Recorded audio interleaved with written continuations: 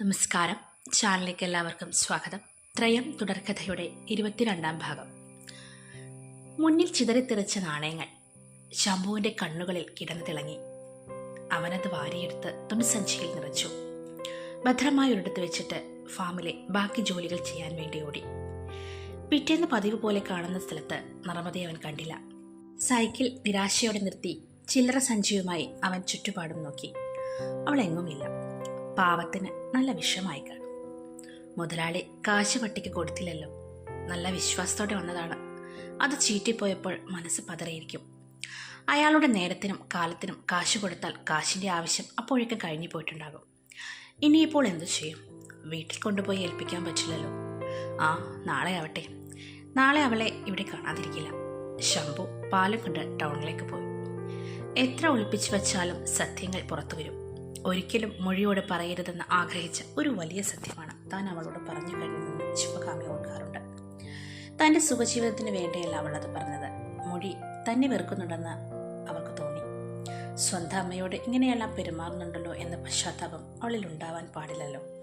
ഈ സ്ത്രീ തൻ്റെ അമ്മയല്ല എന്ന് മനസ്സിലാക്കി തന്നെ അവൾ വെറുക്കട്ടെ. അന്നു മുതൽ നന്ദ ശിവകാമിയുടെ വീട്ടിലേക്ക് വന്നിട്ടില്ല. വരരുത് എന്നവൾ വിളിച്ചു പറഞ്ഞിരുന്നു. ആ മനപ്രയാസത്തിൽ അയാൾ പതിവായി മധ്യസ്ഥം തുടങ്ങി. രത്നാകർ അറിയാതെ ഇരിക്കാൻ വേണ്ടി നന്ദ എസ്റ്റേറ്റിലേക്ക് പോകും. പിന്നെ പിറ്റേന്നാണ് വരിക. രത്നാകറിന്റെ തലയിൽ നർമ്മദ ഇപ്പോൾ തരംഗം സൃഷ്ടിച്ചിരിക്കുന്നത് കൊണ്ട് അയാൾ എസ്റ്റേറ്റ് കാര്യങ്ങൾ മുഴുവനും നന്ദയെയും മാനേജർ സുഗുണയെയുമാണ് ഏൽപ്പിച്ചിരിക്കുന്നത്. പിന്താങ്ങാൻ കൂടെ ചെങ്കടി ഭദ്രനും. മൊഴി പിന്നീടൊന്നും ശിവകാമിയോട് വേണ്ടിയിട്ടില്ല. എന്തുകൊണ്ടാണ് അവളുടെ നാവ് വിച്ഛിന്നമായി പോയതെന്ന് ചോദിച്ചാൽ മൊഴിയിൽ തന്നെ ഒരു ഉത്തരം വ്യക്തമായില്ല. അവൾക്ക് ദുഃഖമാണോ, അതോ ദേഷ്യമാണോ, അതോ രക്ഷപ്പെട്ടു എന്നൊരു വിചാരമാണോ? ഒന്നും. കരിമ്പിൻകാടിനരികിൽ മൊഴി ഒറ്റയ്ക്കിരുന്നു. ഭൂമിയെ കണ്ടിട്ട് എത്ര നാളുകളായിരിക്കുന്നു.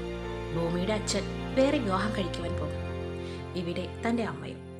ഒറ്റപ്പെട്ടു പോകുന്ന തന്നെയും ഭൂമിയെയും പോലുള്ള എത്രയോ പേർ.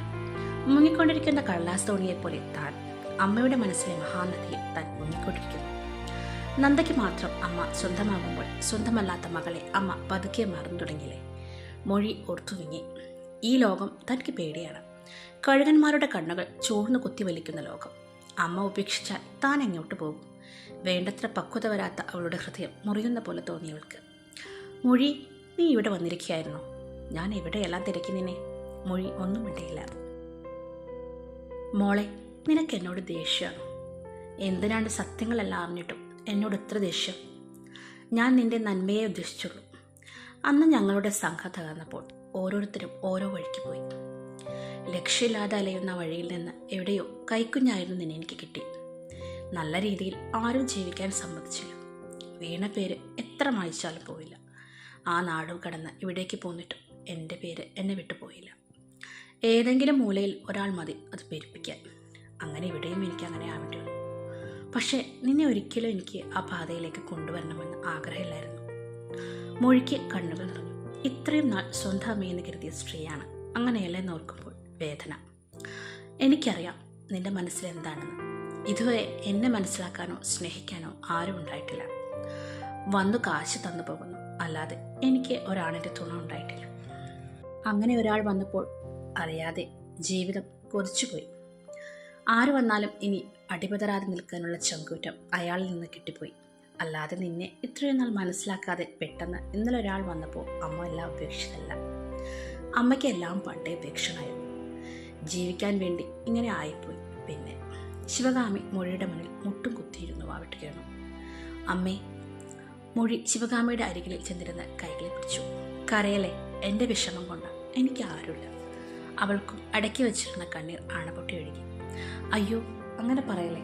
ശിവകാമി പെട്ടെന്ന് സ്വന്തം കണ്ണുകൾ തുടച്ചു. എന്നിട്ട് മൊഴിയെ നെഞ്ചോട് ചേർത്ത് പറഞ്ഞു, നിന്നെ ഞാൻ പറ്റാല്ല. പക്ഷേ നീ എൻ്റെ മോളാ, സ്വന്തം മോൾ. എനിക്ക് ആരെയും വേണ്ട, ഒരു ജീവിതം വേണ്ട. നമുക്ക് ഇവിടെ നിന്ന് പോകാം, നമ്മളെ സ്വസ്ഥമായി ജീവിക്കാൻ വിടുന്ന ഒരു സ്ഥലത്തേക്ക്. മൊഴിക്കും അത് കേട്ടപ്പോൾ കരച്ചിലടക്കുവാനായില്ല. ശിവകാമിക്ക് സന്തോഷം തോന്നി. മൊഴി തന്നെ ഒന്ന് കെട്ടിപ്പിടിച്ചല്ലോ. കണ്ണീര് തുടച്ച് ആശ്വസിപ്പിച്ചു. അവൾക്ക് സമാധാനം. ത്രയത്തിൻ്റെ 22-ാം ഭാഗം ഇവിടെ പൂർണ്ണമായി. അപ്പോൾ കഥ എല്ലാവർക്കും ഇഷ്ടമായെങ്കിൽ ലൈക്ക് ചെയ്യുക, കമൻറ്റ് ചെയ്യുക, ചാനൽ സബ്സ്ക്രൈബ് ചെയ്യുക. അടുത്ത വീഡിയോ ആയിട്ട് വരുന്നവരെ എല്ലാവർക്കും ബൈ. Thank you.